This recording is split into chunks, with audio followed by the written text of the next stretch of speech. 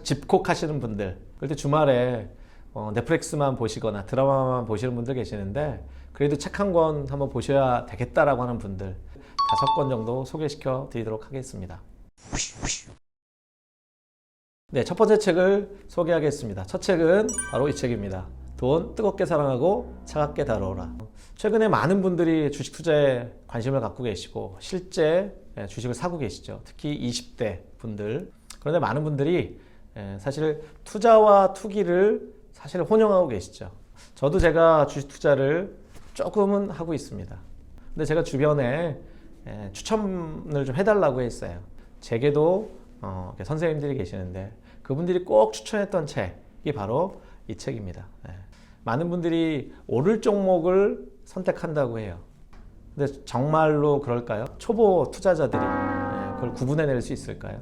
어떤 원리와 원칙을 우리가 익혀야 된다고 생각을 합니다. 이 책의 155페이지를 소개해 드리도록 하겠습니다. 155페이지 장은 증권 심리학이라는 장입니다. 제가 한번 읽어 드리도록 할게요. 나는 주식 투자자를 부안해동파와 소심파 이 두 가지로 분류한다. 소심파는 말 그대로 투자자이다. 장기적으로 보면 그들은 승자에 속하며 그들이 수익을 보는 것은 결국 부안해동파 덕분인 경우가 많다. 증권을 가지고 노름하는 이들을 부안해동파에 속한다. 곧 지금 투기를 한다라는 얘기를 하고 있죠. 그러면 부안해동파와 소심파는 어떻게 다른가? 소심파는 옛날 프로이센의 몰트게 원수가 전쟁의 승리를 위해 꼭 필요하다고 한 4가지 요소를 가지고 있다. 돈, 생각, 인내, 그리고 행운이다. 요번에 이렇게 주식을 새로 계좌를 트고 이렇게 투자를 시작한 분들이 1,000만 원을 가지고 시작한 분이 계시겠죠. 근데 그분이 여기서 말하는 시드 1,000만 원을 가지고요. 생각이란 걸 하셨는지 모르겠어요. 여기서 말하는 생각은 본문을 읽어보시면 상상력이라고 합니다. 과연 내가 산 종목, 그 회사가 앞으로 어떻게 펼쳐질까? 선택한 이 종목의, 이 회사의 산업이 어떻게 될까? 그걸 그려낼 수 있어야 된다는 거죠. 세 번째, 그리고 인내라고 그럽니다. 등락이 나잖아요. 올랐다가 떨어졌다가. 5포인트 올랐다가 10포인트 떨어지고. 과연 그때 우리가 팔아야 할까요? 또 아니 견뎌야 할까요? 그걸 보통은 모른다는 거죠. 그리고 행운, 타이밍에 대한 행운. 그래서 이 앙드레 코틀리니는 사실은 원리를 얘기하고 있습니다. 이 책의 곳곳에 돈에 대해, 그리고 투자에 대해서, 그리고 어떤 주식이나 채권이나 기타 등등에 대해서 많이 기초적인 내용들을 다루고 있습니다.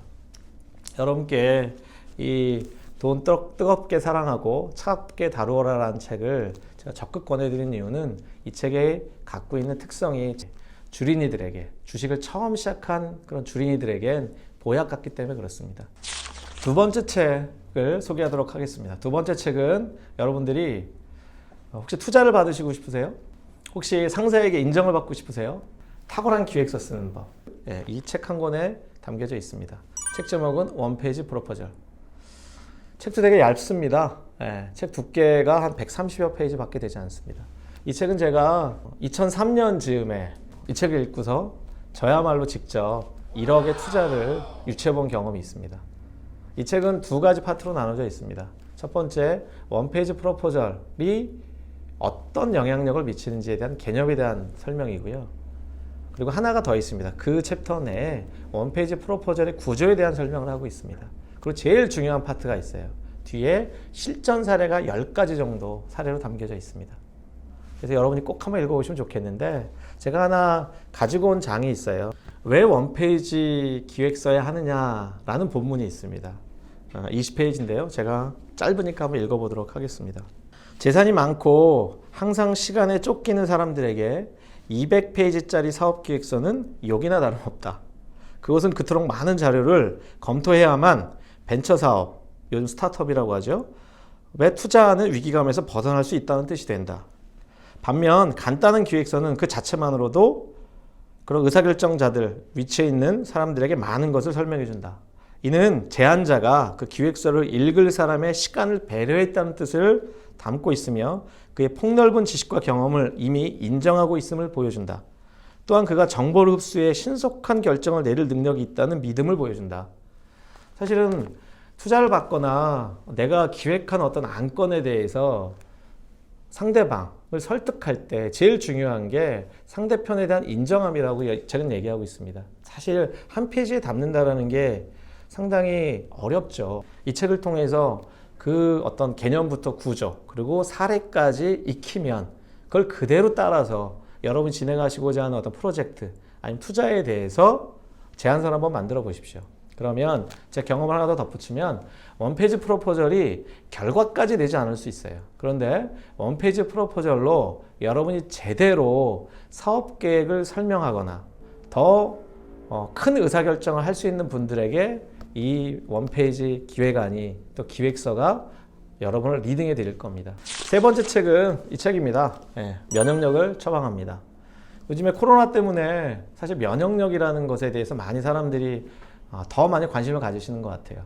이 책 또한 사실은 많은 분들에게 사실은 선택받고 있는 책이기도 합니다. 이 책 저자 정가영 저자님은 제가 조금 친분이 있는 분이세요.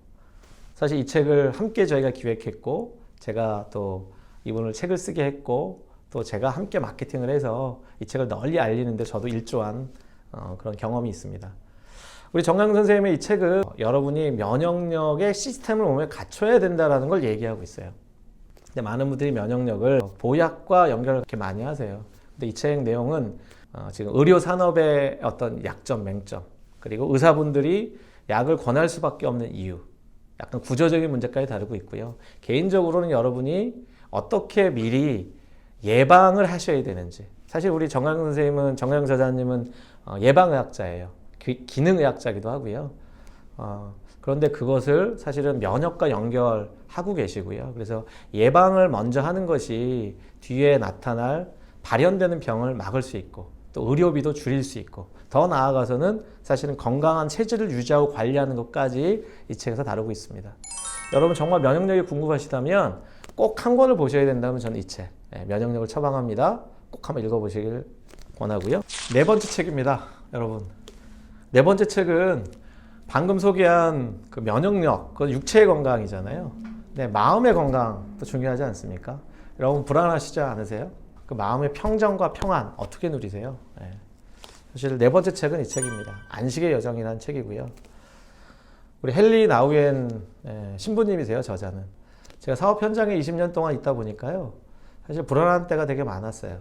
생각보다 사업이 쉽지 않을 때, 계획한 것이 어그러질 때, 매출이 생각보다 안 나올 때, 사람 때문에 힘들 때, 또 제 건강 때문에 힘들 때, 압박이 되게 들어올 때 이 책을 보게 됐습니다. 우리 헨리 나우엔 저자님은 이분이 이제 캐나다의 토론토에 라르시 공동체의 대표 사제셨어요. 그 공동체는 장애인들과 우리 일반인들이 함께 가정을 이뤄서 사실 삶을 살아낸 공동체로 되게 유명합니다. 이 책의 구성은 헨리 나우엔 우리 신부님이 사실 일기를 쓰셨는데 돌아가시기 전까지의 일기 내용의 사실은 전부예요. 이 책이 전 되게 힘이 있었던 이유가 되게 잔잔한 삶의 고백들을 일상의 얘기들을 이렇게 적어 놓으신 거예요. 근데 헨리 나우엔이라는 또 사실 되게 공부도 많이 하셨고 되게 똑똑하신 지적인 분이신데 삶을 낮은 곳으로 가셔서 약한 자들과 함께 살아냈던 얘기들. 근데 그것이 아주 대단한 얘기가 아니에요. 하루에 누구와 밥을 먹었고 누구와 약속을 했고 누구에게 편지를 썼고 같이 예배를 드렸고 또 어떤 친구가 먼저 하늘나라의 부름을 받았고 누군 결혼식을 치렀고 어떤 아이가 태어났고 그런데 이 책을 읽다 보면 정말 이렇게 잔잔한 평안이 임합니다. 혹시 여러분 외로우시거나 혹시 진로가 막막하시거나 혹시 과도한 스트레스 때문에 힘드시다면 이 책 한 권 들으시고 숲으로 한번 가보시길 권해요. 그래서 한 반나절 정도 우리 헨리 나우엔 신부님을 만나시면 마음의 평안을 여러분이 얻으실 거라고 생각합니다. 정말 강추하는 책이고요. 네, 다섯 번째 책. 제가 시집 한 권 가지고 왔어요. 제가 참 좋아하는 시집입니다. 그리움 바다 성산포. 요즘 분들 시 거의 안 읽으시죠? 저도 시는 잘 모르지만 저희 집에 몇 권의 시집이 있어요. 그 중에 지금 한 권입니다. 저 참 제주도 좋아하고요. 또 바다도 좋아합니다. 그런데 이 책은 75년도부터 78년도까지 우리 이생진 선생님이 성산포에서 제주도에서 바다를 바라보시면서 정말 쓰셨던 시집인데요. 정말로 내용이 이렇게 좋습니다. 그리고 이 시집은 2008년에 다시 복간돼서 다시 나온 책인데요. 제가 오늘 이제 시 한 2개 정도 읽어 드리려고 해요. 첫 번째, 바다를 본다예요. 성산포에서는 교장도 바다를 보고 지서장도 바다를 본다. 부엌으로 들어온 바다가 아내랑 나갔는데 냉큼 돌아오지 않는다. 다락문을 열고 먹을 것을 찾다가도 손이 풍덩 바다에 빠진다. 성산포에서는 한 마리의 소도 빼놓지 않고 바다를 본다. 한 마리의 들쥐가 구멍을 빠져나와 다시 구멍으로 들어가기 전에 잠깐 바다를 본다. 평생 보고만 사는 내 주제를 성산포에서는 바다가 나를 더 많이 본다. 마지막 한 편 더 제가 정말 좋아하는 시입니다. 되게 짧은데요. 저 세상에 가서도 바다에 가자. 바다가 없으면 이 세상 다시 오자.